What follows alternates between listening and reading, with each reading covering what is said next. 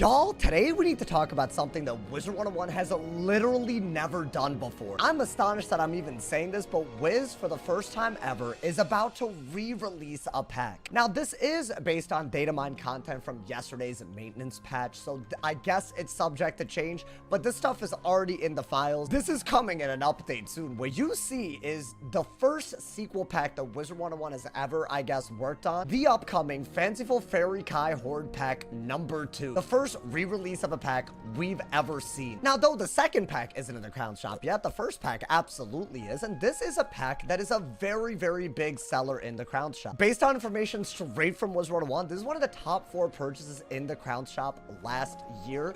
Them re-releasing the pack gives us a lot to talk about. This could be a real shift in how they do packs in the future as well. So what makes the sequel pack different from the original pack, you might be wondering? This is basically what the gear looks like. It's a dark theme on the very iconic cosmetic set that drops in the original Fanciful Fairy Kai Horde pack. And if this was just cosmetics, I probably would not be making a video on this, but the Fanciful Fairy Kai Horde pack is very, very different for some key reasons. One, it gives some of the best gear in the game, including literally the best wand for PvE, basically the best boots, amulet, and hat for PvP as well. And the only way to get this gear without actually buying the pack is to raid for it. We're talking about the Crying Sky raid, a 12-person dungeon that you have to be in a guild for, and you have to clear it multiple times in order to even craft one wand, one piece of gear. And you might be wondering, is the only difference between the sequel pack and the original pack that it just looks different? I wish, but it looks like they're actually going to be releasing the exact same template in this second pack,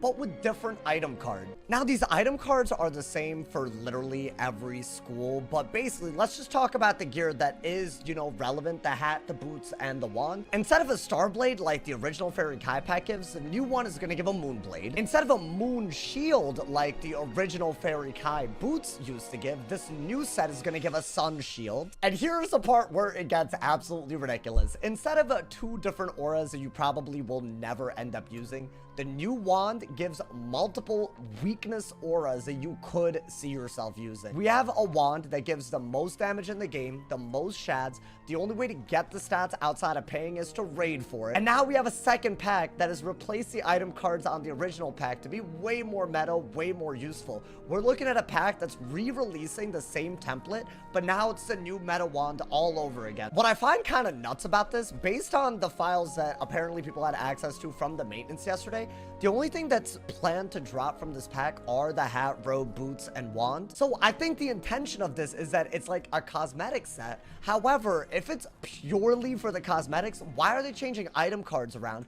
to make it slightly better than the original pack? What was the point of the original pack then? Right, why would anybody want a random ass empowerment aura and an adapt aura over a pathogen weakness and a weakness aura, right? These are literally way better. If you're going against a life, both of those auras are miles better than the original Fairy Kai wand. What I kind of am a little bit annoyed by, and by a little bit, I'm honestly leaning more towards a lot. This is like a continuation of a pattern that I don't think is fully intentional, maybe because they didn't increase the level cap last year. Right, so now we have a whole year of updates with still 170 gear, reusing the same templates. It's basically inevitable that they reuse templates and just sub out item card, right? We've seen that now like 4 times with the Wastelander set. We've seen that now twice with the Forbidden Library Gauntlet and the Liches and Legends Gauntlet gear, right? Those are 2 separate examples in just the past few months where they've released a new template that has the exact same stats as something that exists, and then they sub an item card in and out and make it slightly better, right? If you're running the Liches and Legends Gauntlet, the robe is better than the Library Gauntlet because the brace item card that you get from the new gauntlet is just better. So now this is the third example where they've reskinned something and just made it slightly better, but the issue now is that this is coming in the form of a pack. I have a theory on this, and I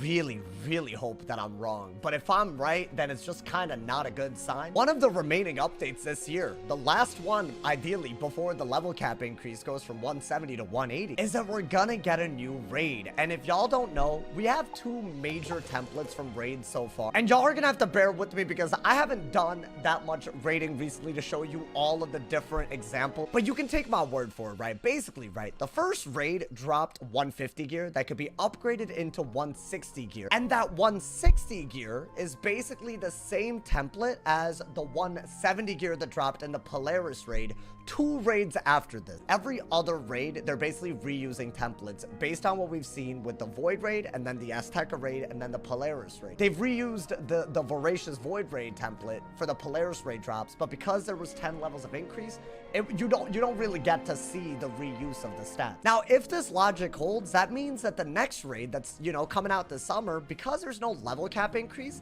it will just be the Crying Sky raid gear, but with a different look. I think that's what it's going to be. And then when the level cap increases, you'll only be able to upgrade the new raid gear. You won't be able to upgrade the Crying Sky raid gear a second time to 180, if that makes sense. I think they're trying to release yet another raid and have the exact same gear that drops from the raid drop from a recently released pack. And I think they're trying to recreate the success that they already had with the original Fanciful Fairy Kai Horde pack. Here's how I feel about it. If you can monetize cosmetics, especially with the re-release of a popular pack, great, go for it. I don't think anybody's mad about how this gear looks. I think it looks cool. I could totally see myself opening this pack for a full set of gear just for a Stitch. What I don't see myself doing is feeling good about opening a new pack that has the exact same stats as another pack that I opened a year ago, all because the item cards are slightly different, and maybe my only alternative is to raid in a raid that's about to be released. Right? I feel like they're recreating the problem of inaccessible raid gear, selling the solution in a pack, and now they're reskinning it. It's kind of whack. I think they could have easily re-released this gear, or even retroactively changed the old Fairy Kai pack gear to reflect the better item cards. What I really am not going to stand for personally is them pretending the 2 empowerment auras are the same as a weakness aura and a pathogen aura. I think they're gonna just make that argument, oh, it's equivalent. No, the hell it's not. You're re-releasing a pack, intentionally giving people a reason to try to open it, even though they've literally already opened a pack for the same gear. To me, y'all, this is a mixed ass bag. I could see people being totally okay with the fact that it's a re-release for really popular cosmetic gear. That's really amazing. I don't like this insidious backstory of them subbing out little item cards and making them slightly better each time. That part, I find it really weird. If they make a pattern of re-releasing popular packs, this is not something I want to see a lot, because I feel like it's just going to make past purchases not worth it. I would really love if they could make a solution to this and have a way to transmute old Fanciful Fairy Kai pack gear to new one, right? I mean, if we already spent crowns on this gear, I feel like we should at least be able to, you know, revert it to, like, you know, better item cards, or, you know, side grade it. I feel like they need to make a vendor, if they're going to re-release pack gear, so you can basically transmutate pack gear to the version that you want. Obviously, I don't think it would be, you should be able to transmute new cosmetics. I feel like, yeah, open the pack for that. But I feel like if they don't add a feature like that, it makes what could be a cool new way to monetize cosmetics into something that I think just makes your past purchases feel a little redundant, and sometimes even, like, you know, like you got stiffed a little bit. That's the way I see it. Definitely an interesting topic of conversation. Is this a direction that they're going to be taking other packs?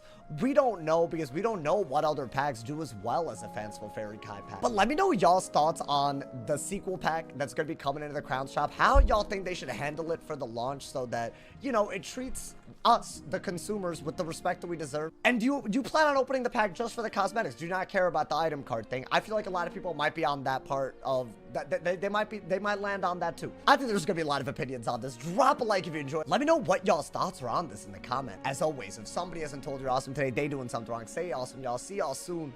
And yeah.